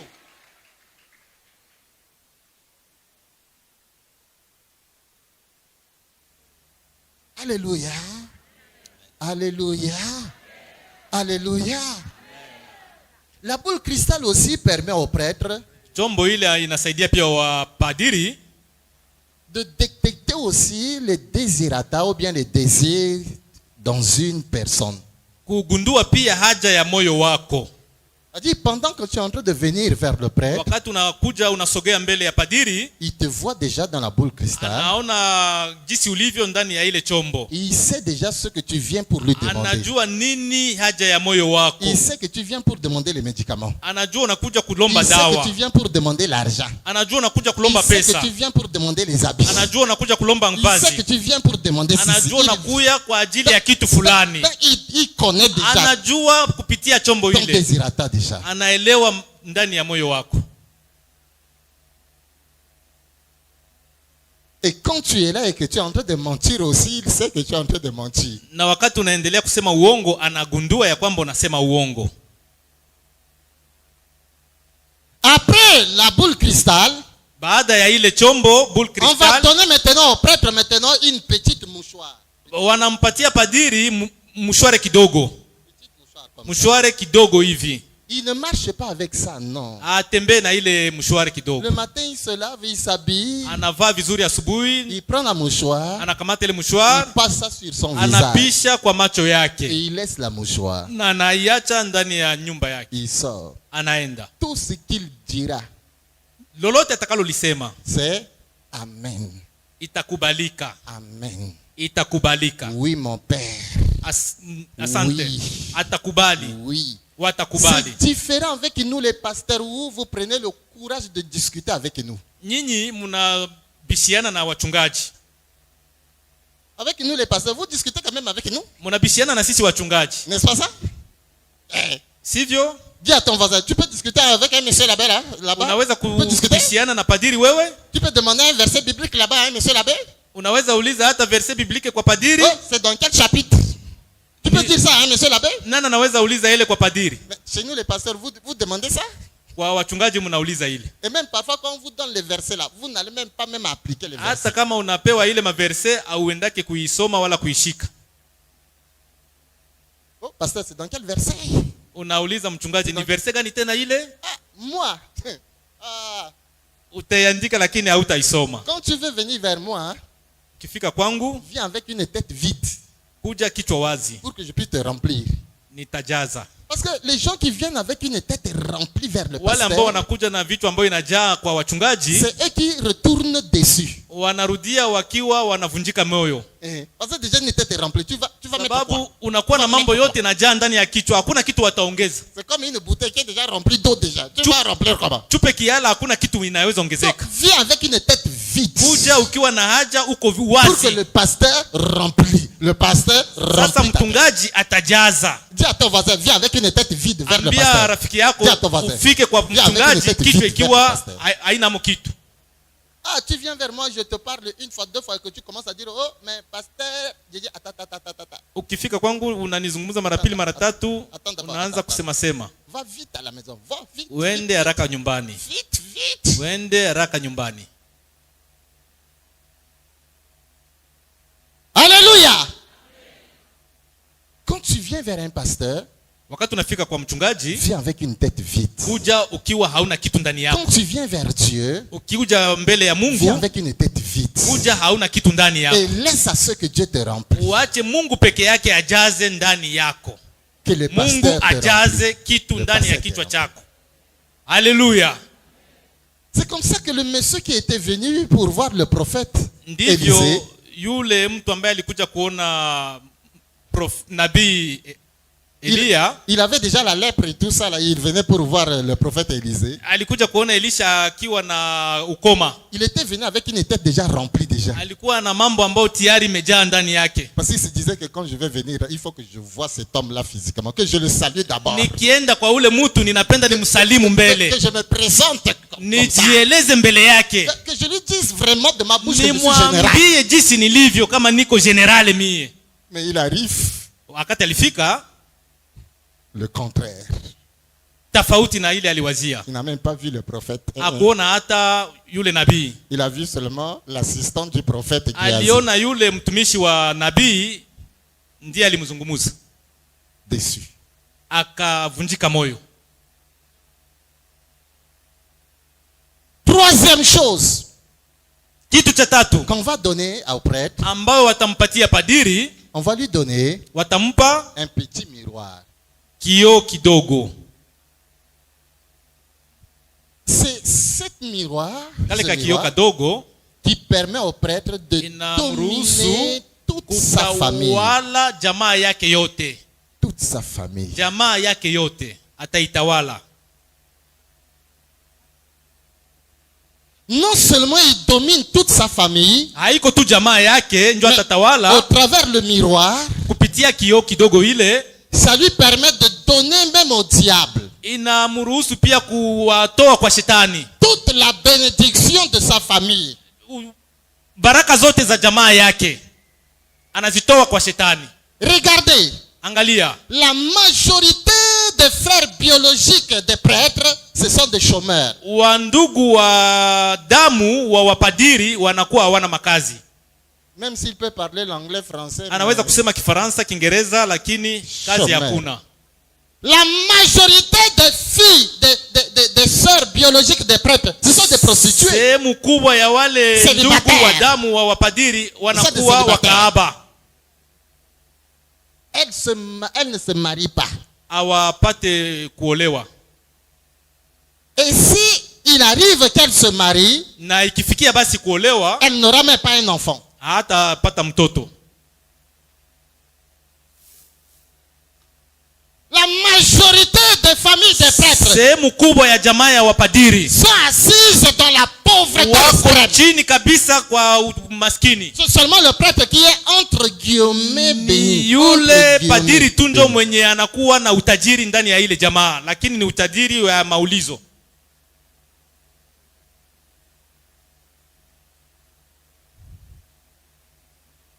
Tout ce qui va se passer dans la famille là-bas, Mambo yote itapitika ndani ya ile jamaa, c'est sa voix qui compte. ni sauti yake ndio itasikilika. Même s'il y a des, il a même des grands frères là. Hata kama anakuwa na watu wakubwa mbele yake, On va laisser les grands frères là. wataacha wale wa ndugu On wakubwa va lui téléphoner na d'abord. kumuita yeye padiri afike. Ce qu'il va dire là-bas, Maneno ambayo yeye ce atasema qui va s'appliquer. ndio itatendeka. Monsieur l'abbé a dit ceci, c'est tout. Padiri aisha tuambia hivi, tutembee sawa na jinsi padiri alisema.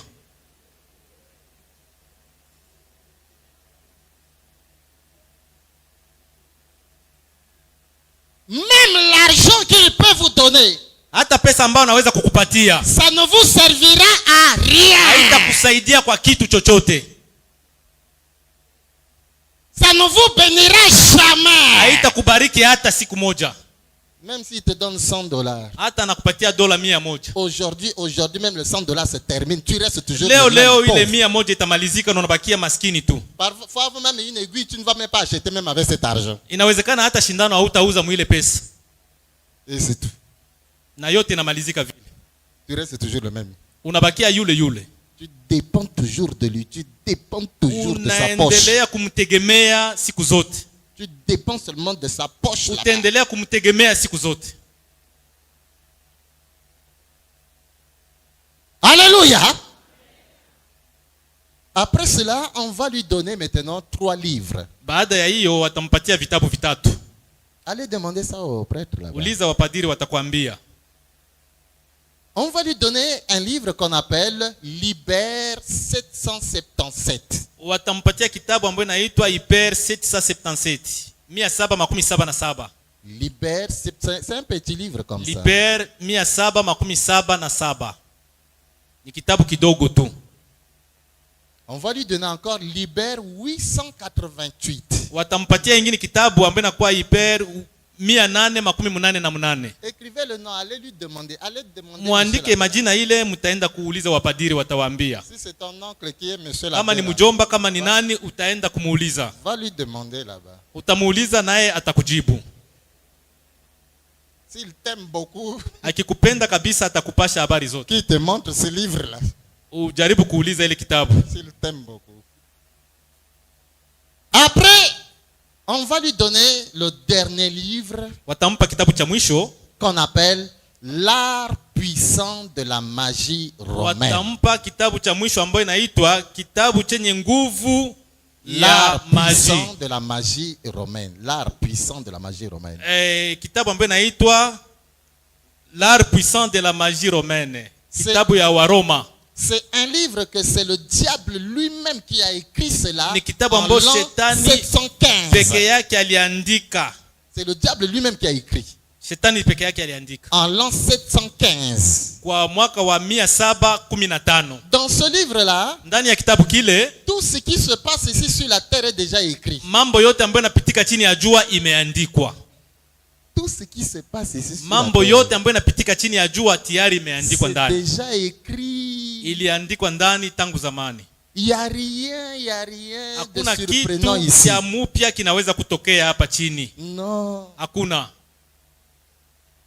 L'arrivée des présidents au pouvoir, tout c'est déjà écrit. Waongozi wa nchi zote kufika kwa madaraka imeandikwa ndani, Avec leur nom. Tout. na majina yao yote inaandikwa ndani.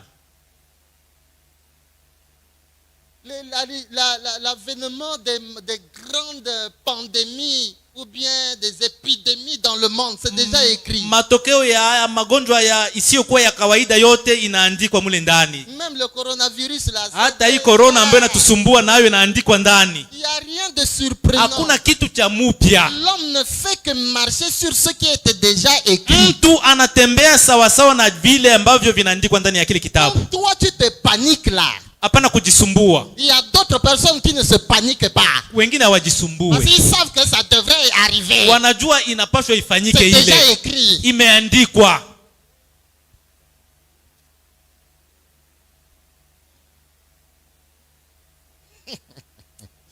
Imeandikwa. Alléluia.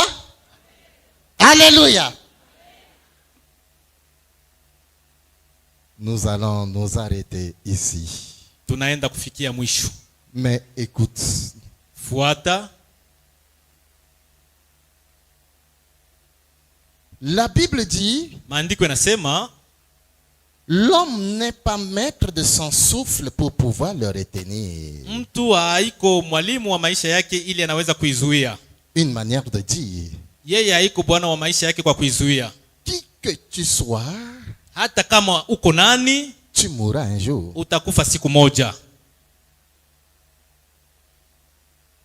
qui que tu sois, Hata uwe nani, que tu sois président, uwe raisi, gouverneur, gouverneur, ministre, député, pasteur comme pasteur, moi, qui, hata ukuwe nani, tu mourras. utakufa siku moja. Mais le problème, ce n'est pas de savoir comment je mourrai. Non, ce n'est pas Shida ça. si kwamba ujue jinsi gani utakufa. Le problème, c'est ceci. Shida ni hii kwamba Quand je fermerai mes yeux sur la terre, wakati nitafunga macho chini ya jua, j'irai où? nitaenda wapi? Est-ce que as-tu déjà pensé à cette question déjà un Tayari jour? umekwisha kuwaza kwa ajili ya swali ile? Tu t'es déjà posé cette question déjà un jour? Ulishaka jiuliza swali ile siku moja? Avec tout ce que je suis en train de faire ici sur la Mambo yote terre, ambayo ninaifanya chini ya jua, quand il arrivera que je meurs, ikifika siku moja quand il ninafariki, arrivera que mes yeux se ferment, wakati macho yangu yatafungwa, j'irai où? nitaenda wapi?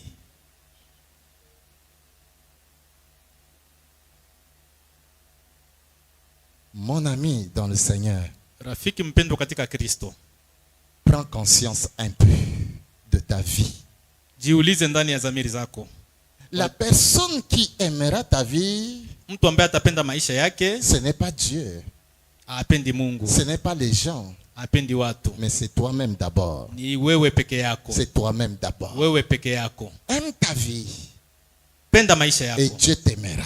na Mungu Et atakupenda. les hommes t'aimeront. Watu pia watakupenda.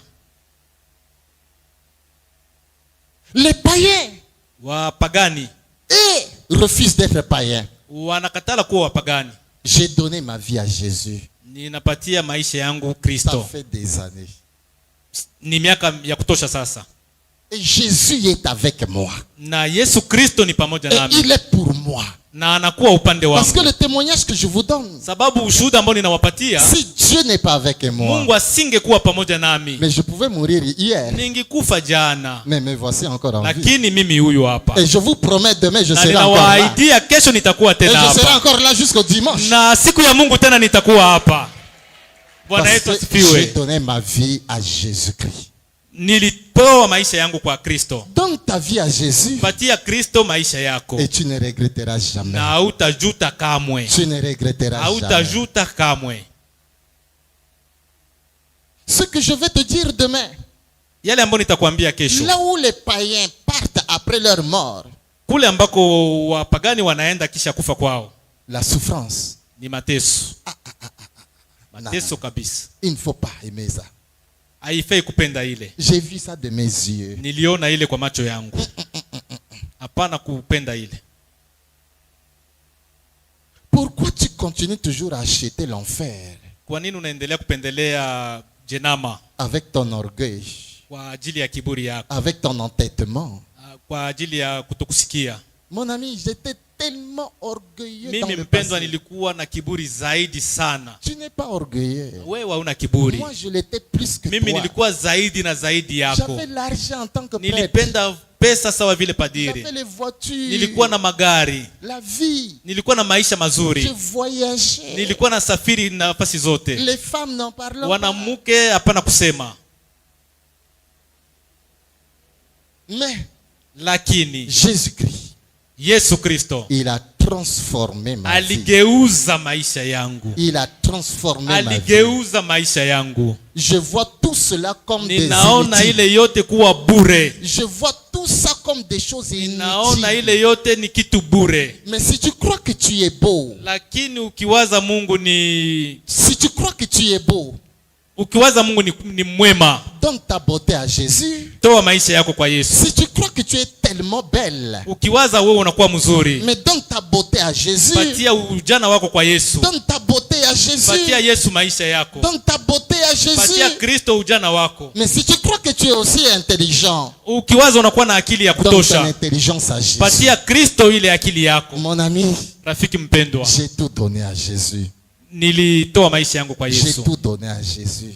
Patia Kristo maisha yako yote, Il est le même. ni yule yule.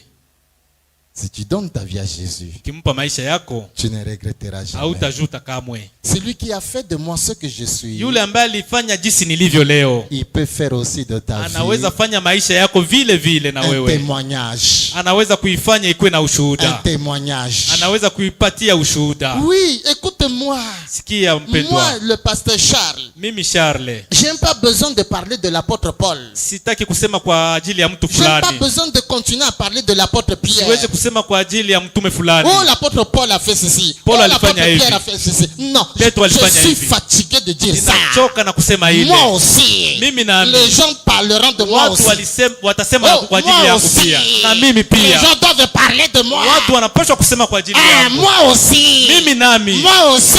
Mimi nami. Dis à ton voisin, moi aussi. Ambia jirani Moi yako, aussi. mimi nami. Moi aussi. Mimi nami. Les gens doivent parler de Watu moi. wanapaswa kusema kwa ajili Pas yangu, seulement l'apôtre Paul, non. hapana kwa ajili ya Pas mtume seulement l'apôtre fulani, Pierre, non. hapana kwa ajili ya Pas mtume seulement fulani, Dorcas, non. hapana kwa ajili ya mama fulani. Toi aussi.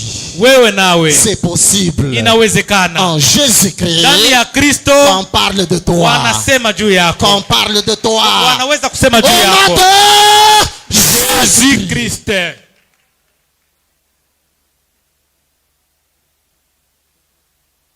J'ai toujours l'habitude de dire Ninazoea kusema hivi, que la Bible n'est pas encore terminée. maandiko bado haijamalizika. La Bible continue. Maandiko matakatifu bado kumalizika. Les épîtres ne sont pas encore terminées. Mitume bado kumalizika. On peut écrire ton épître. Wanaweza andika, Épître au Saint, wanaweza kuandika au Saint Charles. maandiko kwa ajili ya mtu Charles. Épître de Saint Wanaweza andiko kwa Julien. ajili ya mtakatifu, On peut écrire ça. wanaweza kuandika ile. Oui, Ni kweli, oui.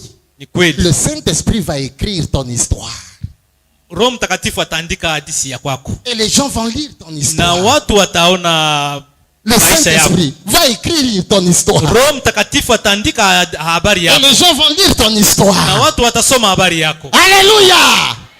Aimez Dieu. Penda Mungu.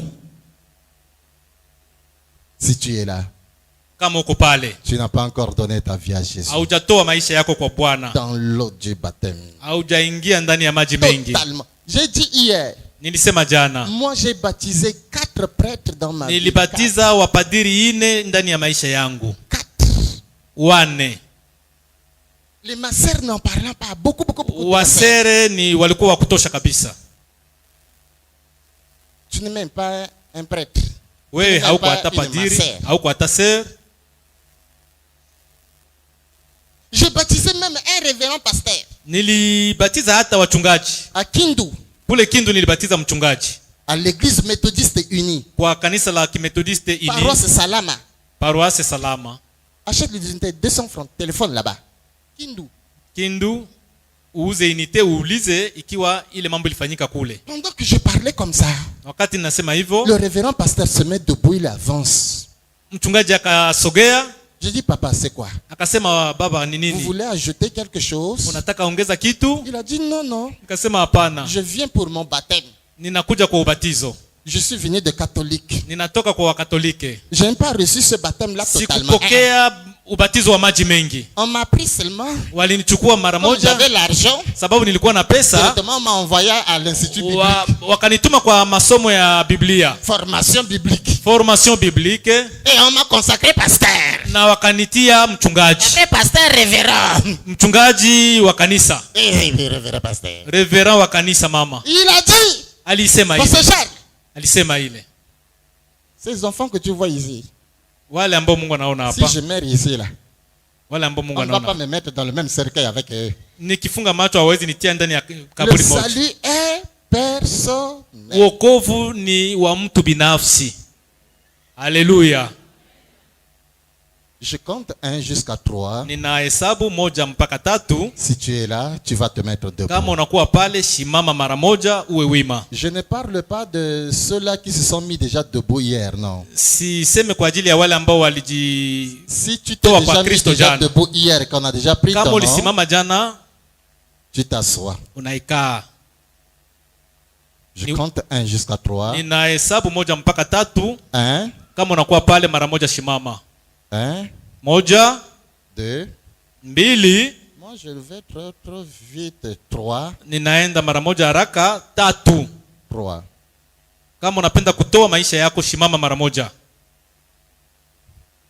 3, Tumefika kwa namba ya 3.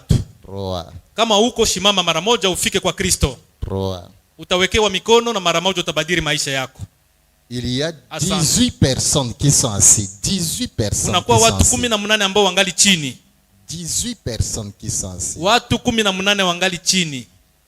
Viens avec moi, bien-aimé. Que Dieu te Pendwa, bénisse. sogea huku, na wengine ambao wanakuwa chini pia wasimame, wale ambao wanataka kubadili maisha yao Il y na a kuipatia 18 Kristo. personnes qui sont encore assises. Kunakuwa watu ambao wangali chini, wako 18. 18 personnes qui sont assises.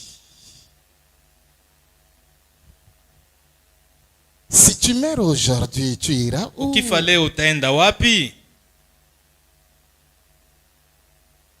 S'il arrive que tu fermes tes yeux maintenant, tu iras où? Ikikufikia kufunga macho sasa, utaenda wapi? Fika na wewe. Moi, si je meurs aujourd'hui, directement Mimi je suis au nikifa paradis. mara moja ni ndani ya paradiso.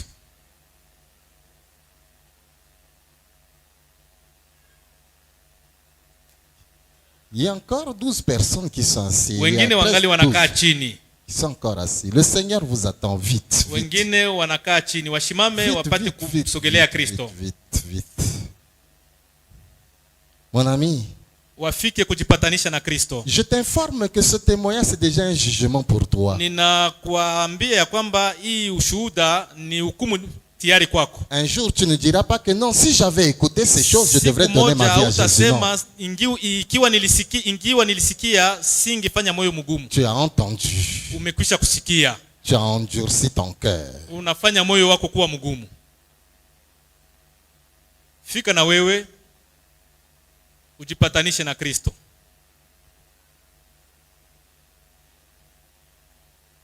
Je vais déjà prier. Ninataka kuomba. Oh, si c'était en Tanzanie, si c'était en Mozambique, si c'était en Afrique du Sud. D'ailleurs, je n'ai même pas besoin de dire qui va donner sa vie à Jésus. Les gens eux-mêmes se lèvent, ils Ingekuwa commencent à nafasi avancer. ingine, Ils watu commencent à wenyewe avancer. wangefika kwa Kristo. Au Nigeria, au Bénin, Nchi zingine zote watu wanajitoa kwa Kristo. pendant que je suis en train de témoigner, les gens eux-mêmes se mettent debout pour Wakati venir nilikuwa s'asseoir. nikishuhudia na watu peke yao walikuwa wanasogea ili wajipatanishe na Kristo. Je suis passé là où vous allez passer. Nilipita pale ambako nanyi mtapita. Malgré qu'on a versé l'eau sur ma tête quand j'étais bébé. Hata ikiwa walinimwangia nusu ya On a maji versé ndani ya encore l'eau kichwa, sur ma tête quand je suis devenu adulte. wakanimwangia tena wakati nilikuwa mtu Confirmation, mzima. l'ordination diaconale, presbytérale, tout ça. Ile yote ilimalizika. Jésus m'a dit, Yesu va aliniambia, chercher un pasteur. tafuta mchungaji moja, Dis-lui de te mettre total. Vous savez, je vais umwambie akuingize totalement. vous savez, pourquoi vous êtes négligent dans les choses de Dieu? Kwa nini mnapuuzia mambo ya Mungu? Parce que vous n'avez pas vu le diable et Sababu vous n'avez jamais hamujamuona vu Jésus. shetani na hamujawahi pia kusikia mambo ya Mungu. Vous voyez cela? Vous n'avez jamais vu le diable et vous n'avez jamais vu Jésus. Hamujaona shetani, vile vile hamujamuona Yesu. Mais nous, là que le Seigneur nous a fait la grâce Sisi tulipata neema de voir le diable ya kumuona shetani et de le voir aussi physiquement. na kumuona kwa hali ya kimwili. Moi, j'ai vu Jésus physiquement. Niliona pia Yesu kwa hali ya kimwili. Je vous parlerai. Nitawapasha. Ce n'était pas un pasteur qui m'a prêché. Si mchungaji ndiye alinihubiri. J'ai dit ça partout. Ninasema ile nafasi zote ninapita. Vous voyez le jeune homme qui est assis là-bas. Hein? Naona ule kijana anakaa pale. Kika, mets-toi debout. Kika, mets-toi. Kijana Kika, Ce jeune homme, yule demandez-lui. kijana Je l'ai connu à l'église 8e Sepak à Kamituga. nilimjua tangu Kamituga. J'ai témoigné ça là-bas. Nilishuhudia ile mambo pale. Lui, Yeye alikuwa tayari pale. à Kamituga, même dans des... Je suis allé partout. Nilienda nafasi za kutosha Même dans la kabisa. brousse. Hata kwenye vijiji. Il est là. Bien-aimés, Wapendwa, que Dieu vous bénisse. Bwana wabariki. Et mon Dieu va vous bénir. Mungu wangu atawabariki. Dites avec moi, Seigneur, Sema pamoja nami, j'ai entendu ta voix ce soir. Bwana, nilisikia sauti yako jioni ya leo. Voilà pourquoi j'ai pris la Ndio décision maana nimekamata uamuzi pour donner ma vie à toi. kutoa maisha yangu kwako. À partir de ce soir, Tangu jioni ya leo je suis ton propriété. ninakuwa mali yako. Je t'appartiens, Seigneur. Ninakuwa upande wako. Je reconnais que tu es mon Seigneur et mon Ninakubali ya Sauveur. kwamba wewe ni Bwana wa maisha yangu. Toi, le diable, Wewe shetani, je te refuse ce soir. ninakukataa jioni Tu ya n'as leo. plus de pouvoir sur ma vie. Hauna uwezo juu ya maisha Au yangu. nom de Jésus-Christ. Kwa jina la Yesu. Restez calme, je vais prier pour vous, Père. Quand tes enfants entreront dans l'eau du baptême et qu'ils sortiront, fais de sorte que leur vie devienne une différence et une excellence. Que leur famille sache et sache que tu es Dieu au travers de leur vie.